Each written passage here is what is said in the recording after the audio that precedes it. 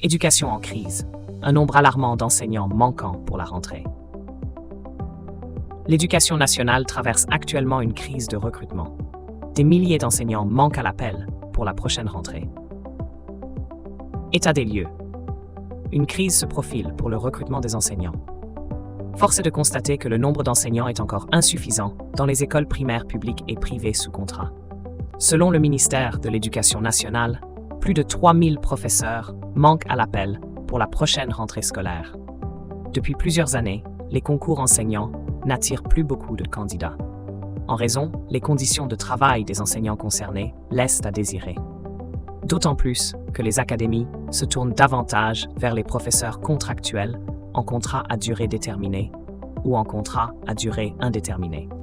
Nous parlons ici des suppléants ou maîtres délégués. Les chiffres sont encore plus inquiétants dans l'enseignement privé sous contrat, soit 17% en 2021-2022 contre 5% dans le public. D'après le ministère de l'Éducation nationale, 3185 postes non pourvus subsistent cette année.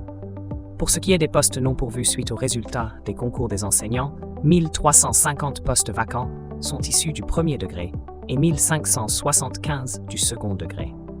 Des chiffres éloquents sur ce manque de professeurs en France. Cette pénurie d'enseignants reste une situation alarmante en France. Sur les 3185 postes non pourvus, 2925 découlent de l'enseignement public et 260 de l'enseignement privé. Les académies les plus susceptibles d'être touchées par cette pénurie sont celles de Versailles, Guyane, Créteil ou encore Mayotte. Dans le détail, les mathématiques représentent 80% des postes pourvus, contre 63% pour les lettres classiques et 45% pour l'allemand. En ce qui concerne les filières, seuls 88% des places du CAPS public sont pourvues.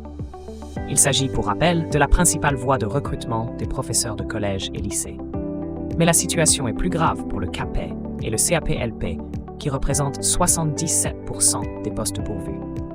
Pour mémoire, le CAPE permet d'enseigner au lycée technologique, tandis que le CAPLP ouvre des portes vers un lycée professionnel. Selon Nicole Belloubet, ministre de l'Éducation nationale et de la jeunesse du gouvernement de Gabriel Attal, ce manque d'attractivité s'explique notamment par le salaire. À cela s'ajoute la complexité du métier d'enseignant. Quelles seraient les mesures à prendre face à cette pénurie? Pour mémoire, Nicole Belloubet avait déjà creusé quelques pistes en mai dernier.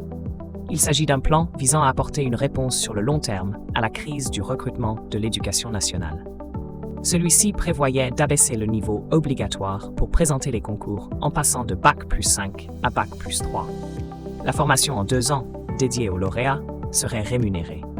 Le texte a déjà été présenté au Conseil d'État le 9 juillet dernier. Malgré cela, ces mesures déployées par la ministre ne suffisent pas pour remédier rapidement à la pénurie d'enseignants à la rentrée. Idem pour le recours au personnel contractuel. Selon les syndicats, le gouvernement devrait se pencher davantage sur les conditions de travail réelles des enseignants. Il faudrait également donner des perspectives à 3 ou 5 ans sur les recrutements pour que les étudiants puissent se projeter.